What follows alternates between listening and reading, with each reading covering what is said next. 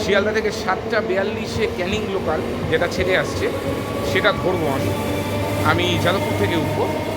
চলুন দেখা হচ্ছে আপনাদের সাথে। যাদবপুর থেকে ক্যানিং ওই 1 ঘন্টা 15 মিনিট মতো লাগবে। এই ডিস্টেন্সটা ট্রাভেল করতে হবে বাই ট্রেন। এখন যাদবপুর স্টেশনে অপেক্ষা করছি ক্যানিং লোকালের জন্য। বড়ই ব্যস্ত জনবহুল স্টেশনে যাদবপুর। সারাদিন এখানে প্রচুর ট্রেনের আনাগোনা এবং প্রচুর মানুষের সমাগম হয়। আমি এরই মধ্যে অপেক্ষা করতে থাকলাম আমার নির্দিষ্ট ট্রেনের জন্য।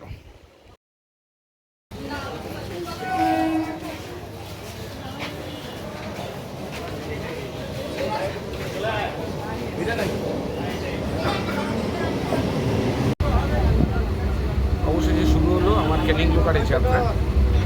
চলুন আপনাদের সাথে ক্যানিংয়ে কী কথা। ঘড়িতে সময় সকাল 8:55। আমি নির্ধারিত সময় ক্যানিং স্টেশনে এসে নেমেছি। এবারে বাইরে গিয়ে অটো ধরার পালা। চলুন যাওয়া যাক। শুরু হলো ক্যানিং স্টেশন থেকে সোনাখালি জেটিঘাটের উদ্দেশ্যে যাত্রা। 30 থেকে 40 মিনিট মতো সময় লাগবে। এখানে যে অটোগুলো আছে না, এখানে 7 জনের ক্যাপাসিটি, 7 জন বসতে পারে পিছন সামনে মিলিয়ে। তো সেরকমই একটা অটোতে যাচ্ছি। চলুন যাওয়া যাক। চলার পথে দেখা হলো মাতলা নদীর সাথে। এই হচ্ছে সেই নদী।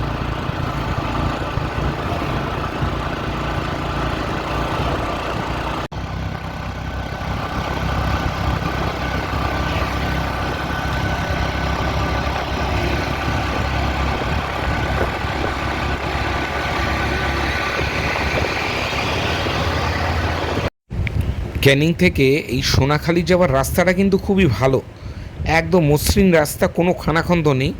জার্নি ছিল খুব আরামপ্রদ। পৌঁছলাম সোনাখালি। ওই 30 থেকে 40 মিনিট মতো সময় লাগলো। এবারে জেটিঘাট থেকে লঞ্চে উঠবো। চলুন যাওয়া যাক। লঞ্চ ছাড়ার পরে টিফিনের ব্যবস্থা হয়ে গেছে।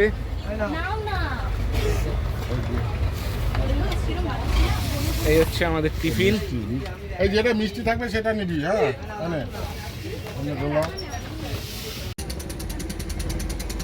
ঘড়িতে সময় সকাল 10:40।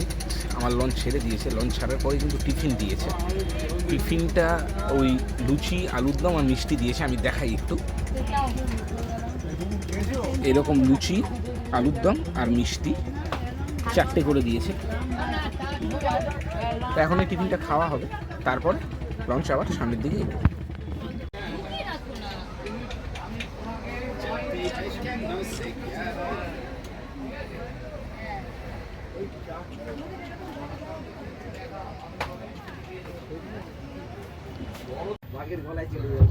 এটা হচ্ছে আমাদের ড্রাইভার সাহেবের রুম। এই হচ্ছে ওনার স্টিয়ারিং। এই হচ্ছে বসার জায়গা, ছোট কিন্তু ভালো।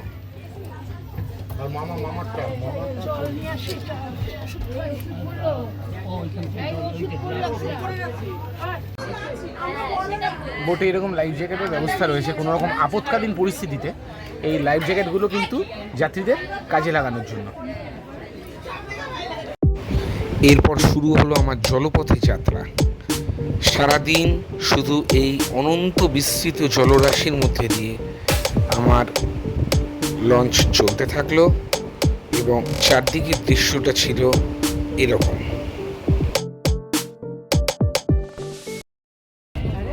এসে গেছে মাছ ভাজা। মাছ ভাজা কি মাছ এটা? আমুদি মাছ ভাজা। এই হচ্ছে আমুদি মাছ ভাজা। ন্যাপকিনে করে খেয়ে দেখা যাক। এই হচ্ছে আমুদি মাছ ভাজা। ওপরে বেসনের একটু কোটিং দিয়েছে। গরম আছে, একদম গরম গরম সার্ভ করলো।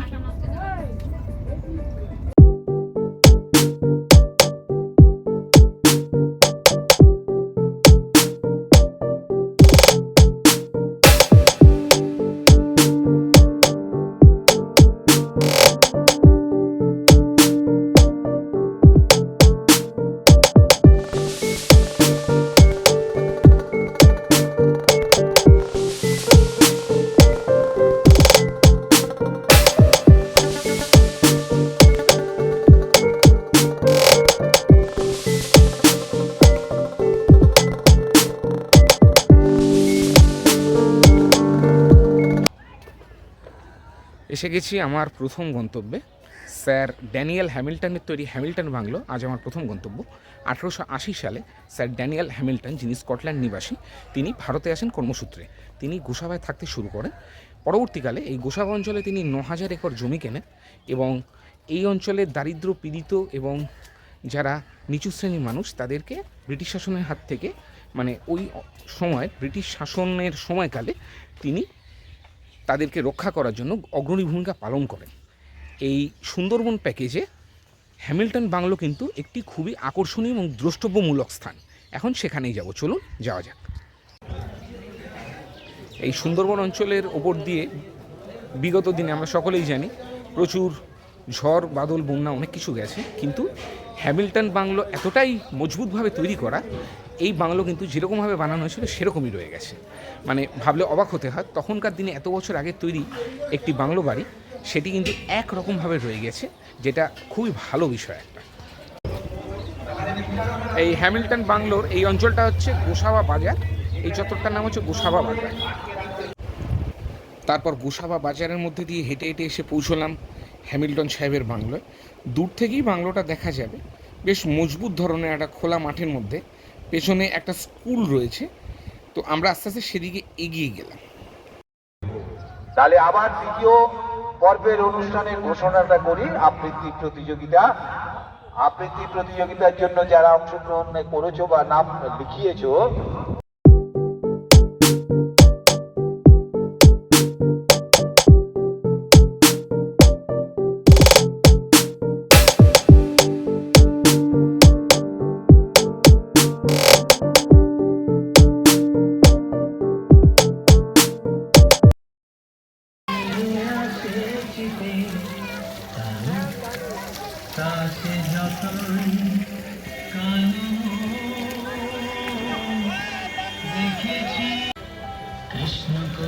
হ্যামিল্টন বাংলোর পরবর্তীতে আমি এখন এসেছি রবীন্দ্রনাথ ঠাকুরের বাংলো বা বেকন সাহেবের বাংলো বলা হয় এটাকে।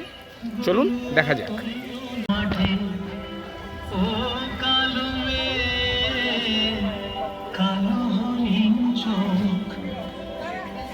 মাথার পরে দেয়নি তুলে বাস, লজ্জা পাওয়ার পাইনি অবকাশ, কালো তাসে যতই।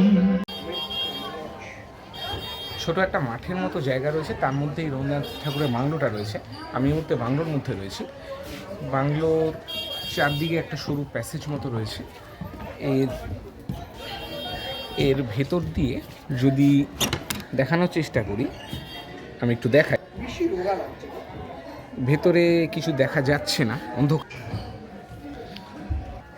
মোটামুটি প্যাসেজটা এরকম, বাংলোর চারপাশে এরকম সুন্দর একটা কাঠের প্যাসেজ রয়েছে। মেন বাড়ি হচ্ছে এইটা।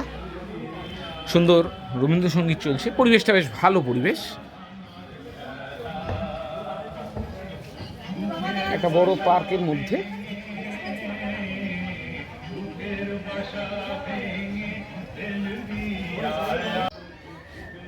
হ্যামিল্টন বাংলো থেকে এই রবীন্দ্রনাথ ঠাকুরের বাংলো ওয়াকিং ডিস্টেন্সে মোটামুটি 10 মিনিট সময় লাগলো।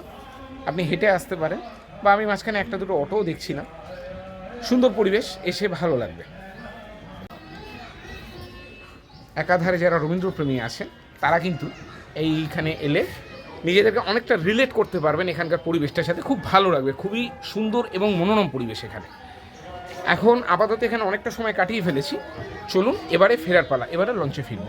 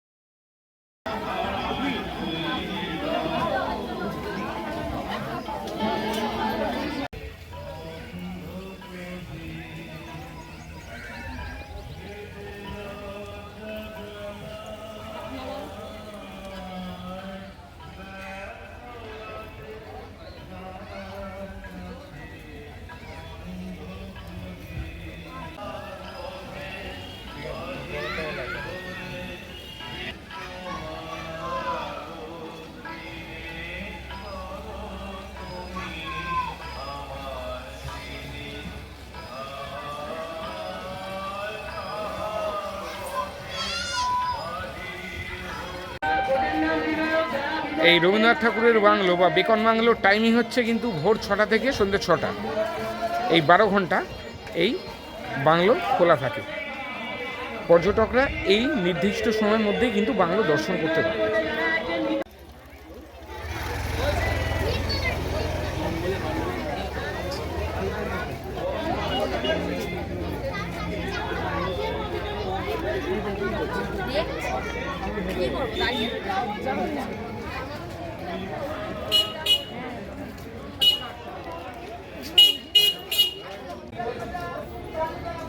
হ্যামিল্টন সাহেবের উদ্যোগে এই গোসাবা অঞ্চলে কিন্তু প্রথম সমবায় সিস্টেমটা তৈরি হয়, যেটা থেকে স্বয়ং রবীন্দ্রনাথ ঠাকুর অভিভূত হয়েছিল।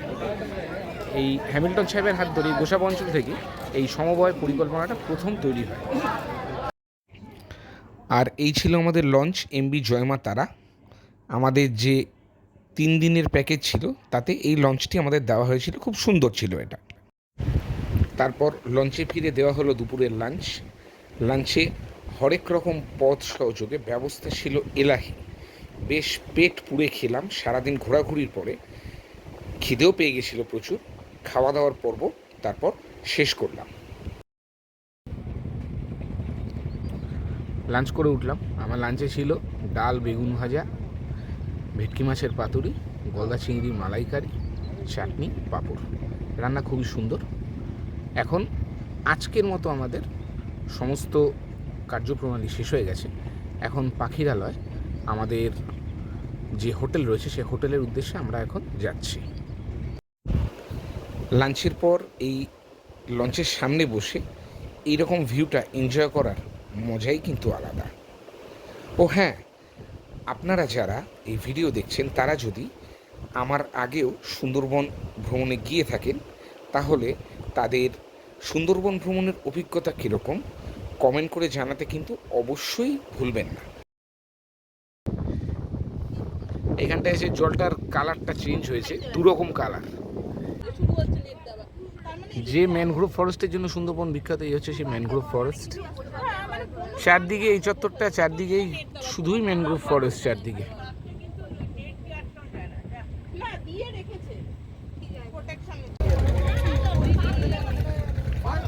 সময় বিকেল 4:30। আমি পাখিরালয় জেটিঘাটে ভিড়লাম। এবারে হোটেলে যাব। চলুন আপনাদের সাথে হোটেলে গিয়ে দেখা হচ্ছে।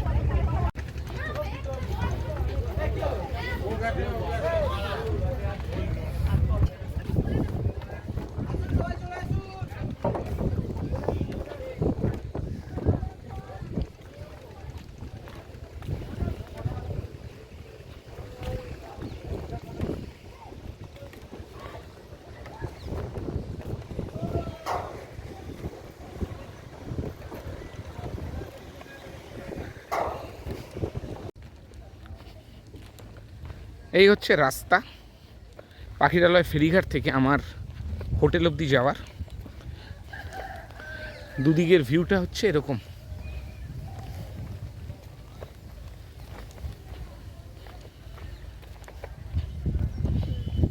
বাদিকে ছোট ছোট কুড়ে ঘরে বসো। এবারে আমার রুম রিভিউ করার পালা। চলুন আপনাদের রুমটা একবার দেখিয়ে দিই। আমার পেছনে দেখতে পাচ্ছেন আমার রুমের এন্ট্রান্সেই ঢুকে রুমটা এরকম। দুটো ডাবল বেড রয়েছে, বিশাল বিশাল জায়গা, এখানে একটা এখানে একটা। আর এই হচ্ছে আমার সোজাসুজি ওয়াশরুমের দরজা।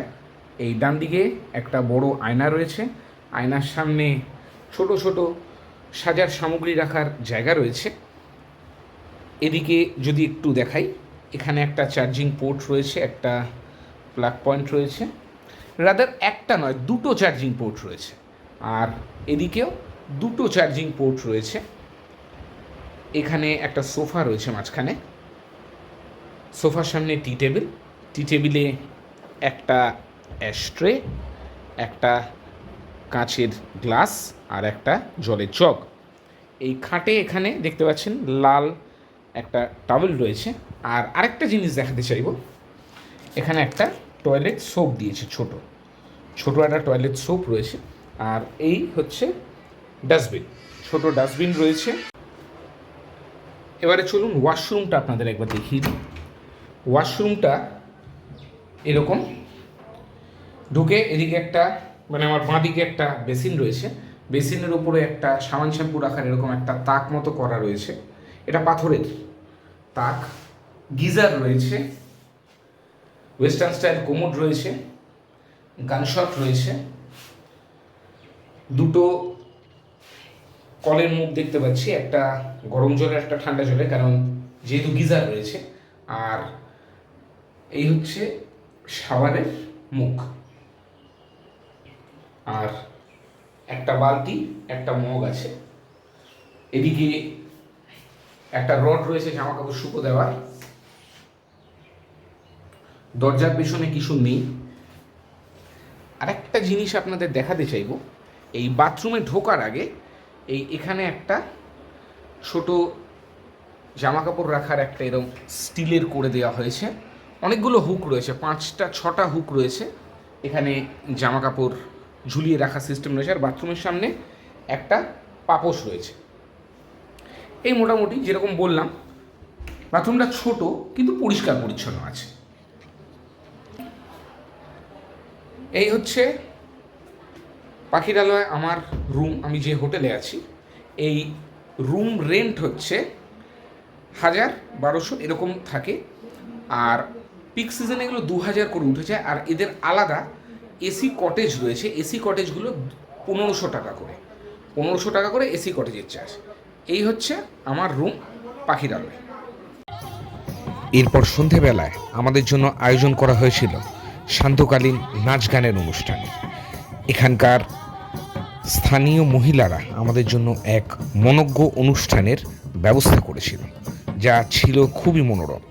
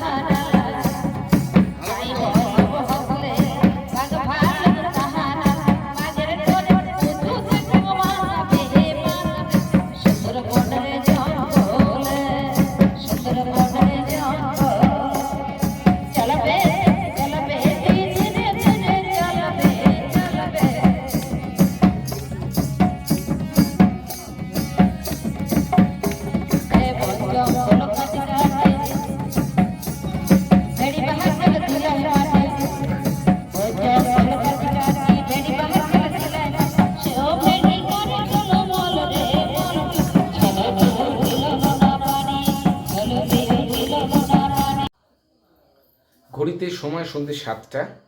একটু আগে কফি আর চিকেন পকোড়া দিয়েছিল সন্ধ্যেবেলার টিফিনে, সেটা খেলাম। এবার একটু বাইরের দিকে হাঁটতে যাব। রাতে বললো মাটন হবে, তো দেখা যাক কী কী থাকে, মাটন আর কী কী থাকে।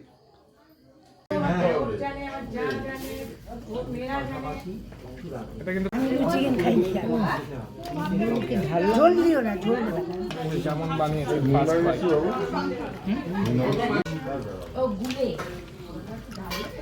হয়ে গেছে না?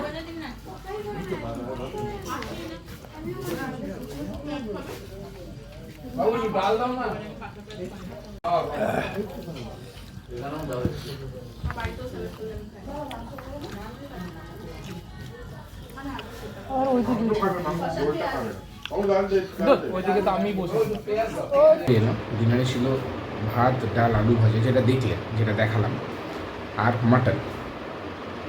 মাটনটা আমি যদি বলি মোটামুটি হয়েছে। মাটনটা সেদ্ধ হয়নি সেরকম, খুব একটা ভালো না। অ্যাকচুয়ালি জিজ্ঞেস করলাম আমি, এরা বলে এরা কড়াইতে রান্না করেছে। খাসির মাংস যে প্রেশার কুকার রান্না করার একটা ব্যাপার থাকে, সে সিস্টেম এখানে নেই। অ্যাকচুয়ালি এরা আমাদের লঞ্চে বানিয়ে এনেছে, লঞ্চে বানিয়ে আমাদের এই রিসোর্টে নিয়ে এসছে। মাংসটা ওই জন্য সেদ্ধ নেই, আর প্রচণ্ড ঝাল, বাটা মশলার আধিক্য মানে প্রচুর। তো খেলাম। কালকে আমি এখান থেকে 7টায় বেরোবো, চেষ্টা করবো 7টার আগে বেরোনি, নাহলে লেটেস্ট 7টায় বেরোবো। বেরিয়ে কালকে আমার যা যা সাইট সিন আছে সেগুলো করবো, যেমন সজনেখালি, সুদর্ণখালি, পীরখালি, এগুলো যাব। হ্যাঁ, অবশ্যই আমি যাব আর আপনাদের জন্য তুলে আনবো সেখান থেকে বিভিন্ন মুহূর্ত আমার এই ট্যুরের। আজকের মতো এইটুকুই। আপনাদের সবাইকে শুভরাত্রি জানিয়ে আজকে বিদায় নিচ্ছি। দেখতে থাকুন এবং সঙ্গে রাখুন ভ্রমণপতি ইউটিউব চ্যানেল।